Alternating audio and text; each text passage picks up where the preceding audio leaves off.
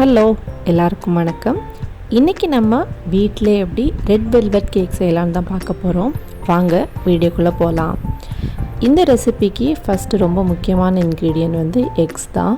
முட்டை வந்துட்டு கொஞ்சம் பெரிய அளவில் இருந்துச்சுன்னா 3 முட்டை எடுத்துக்கோங்க, இல்லாட்டி 4லேருந்து 5 முட்டை எடுத்துக்கோங்க. அந்த எக்கை வந்து இப்படி செப்ரேட் பண்ணிவிட்டு நம்ம நல்லா பீட் பண்ணி எடுத்துக்கலாம்.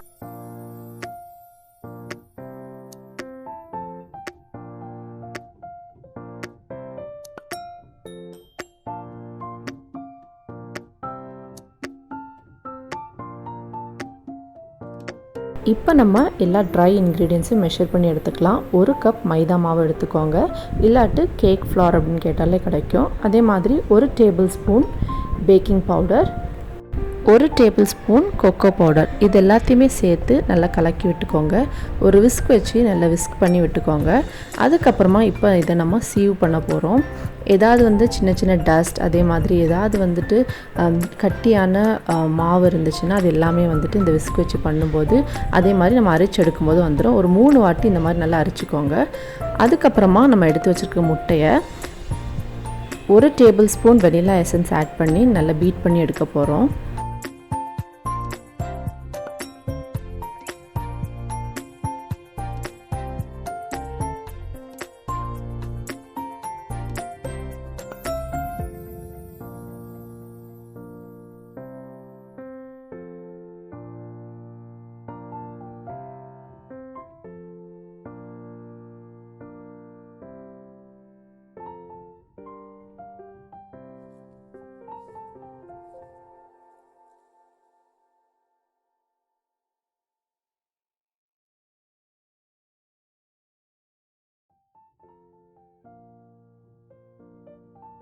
எக் நல்லா பீட் ஆகி ஃப்ளஃபியாக வரும்போது நம்ம வந்து பவுடர்ட் சுகர் ஆட் பண்ணிக்கணும். இங்கே வந்து 1 கப் பவுடர்ட் சுகரை கொஞ்சம் கொஞ்சமாக நம்ம ஆட் பண்ணி பீட் பண்ணி எடுத்துக்கலாம்.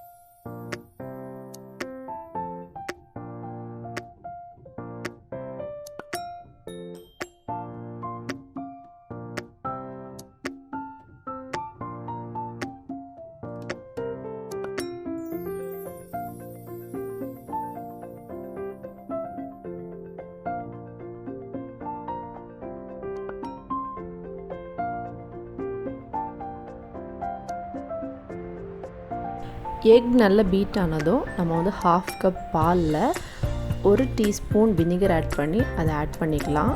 அதுக்கப்புறமா மெல்ட் பண்ணி வச்சுருக்க பட்டரை ஆட் பண்ணிக்கணும்.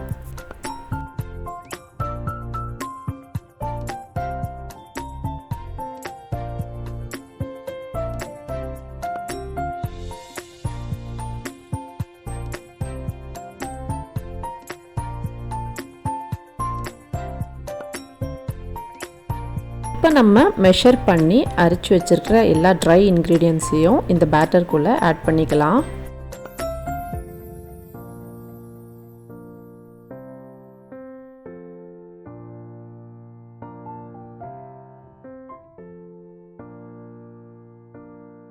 ட்ரை இன்க்ரீடியன்ட்ஸ் ஆட் பண்ணதுக்கப்புறமா ரொம்ப பீட் பண்ணக்கூடாது. Cut and fold method use பண்ணுங்கள், இல்லாட்டு ஒரு ஸ்பேச்சுலா வச்சு நல்லா மிக்ஸ் பண்ணி விட்டுக்கோங்க.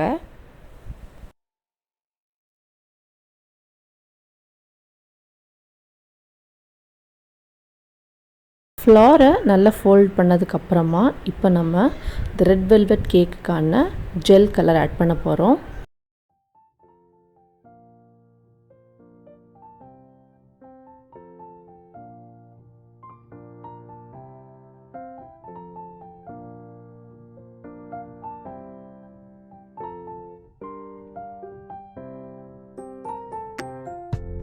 ஜெல் கலர் ஆட் பண்ணதுக்கப்புறமா எல்லா இடத்துலையும் ஈவனாக டிஸ்ட்ரிபியூட் ஆகிற மாதிரி நல்லா மிக்ஸ் பண்ணி இல்லை ஃபோல்டு பண்ணி விட்டுக்கோங்க. கலர் உங்களுக்கு எவ்வளவு இன்டென்ஸ் ஆகணுமோ அந்த அளவுக்கு நீங்கள் கலர் ஆட் பண்ணிக்கலாம்.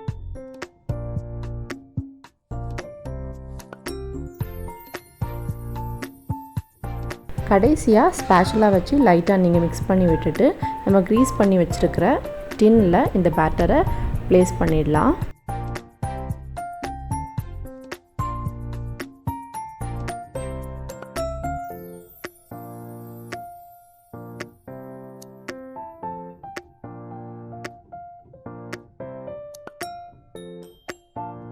கடைசியாக டின்னை இந்த மாதிரி தட்டி விட்டுக்கோங்க. அப்போ ஏதாவது உள்ள ஃபார்ம் ஆகி பபுள்ஸ் இருந்தாலும் அந்த பபுள்ஸ்லாம் வந்துட்டு அப்படியே உடஞ்சி உங்களோட பேட்டர் வந்து கரெக்டாக செட் ஆகிடும்.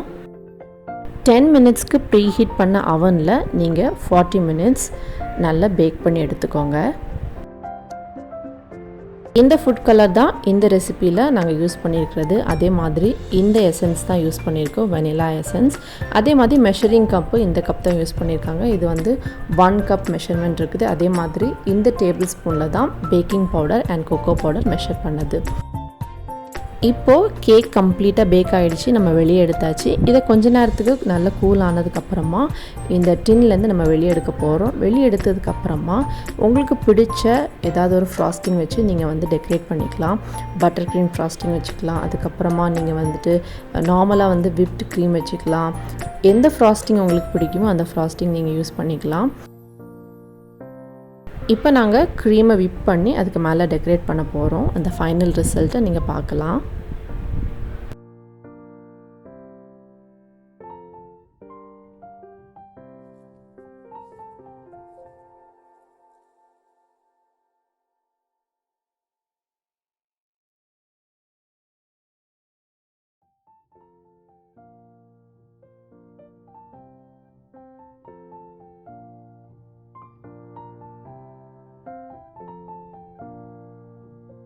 விப்பிங் க்ரீமை நல்லா ஸ்டிஃப் பீக் வர்றது வரைக்கும் நல்லா பீட் பண்ணிகிட்டே இருங்க. ஓவர் பீட் பண்ணாமல் கரெக்டான அளவுக்கு பீட் பண்ணி எடுத்துக்கோங்க. அதுக்கப்புறமா நீங்கள் தேவைப்பட்டால் சுகர் சிரப் ஆட் பண்ணிவிட்டு அதுக்கப்புறமா இந்த விப்டு க்ரீம் பீட் பண்ணதை நீங்கள் மேலே வச்சு டெக்கரேட் பண்ணி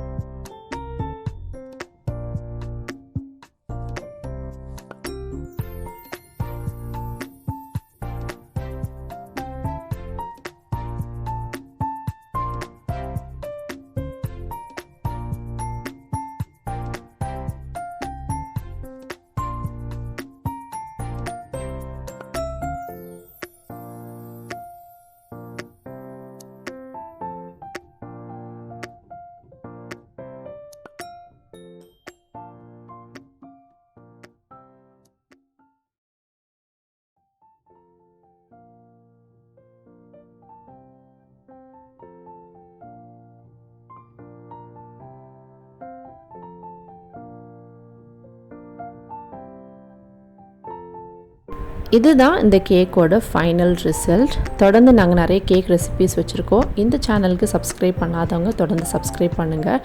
நம்மளோட சேனலுக்கு சப்போர்ட் பண்ணிகிட்டே இருங்க. Thank you so much for watching this video. Take care. Bye bye.